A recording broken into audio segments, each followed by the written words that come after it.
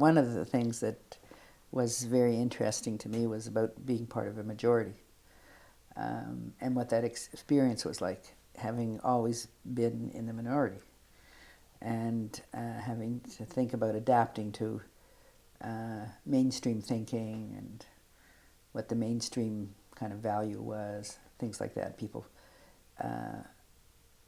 advancing mainstream ideas and sometimes not being able to make place for others in a way that is inclusive.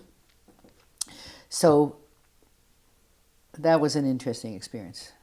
Israel itself is an interesting place, so it was just interesting seeing how this young country, it's not so young anymore, but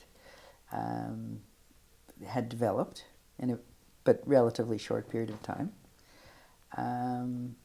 It was interesting to see, for example, the place of art in Israeli society, because you see a lot of public art, and so there's a place for that kind of expression in a way that's somehow different from North America. Not that there isn't public art here, but somehow it just seems much more intrinsic to the Israeli society. There are many other problems in Israeli society too, but that's it's so politically there are certainly many things that I find difficult.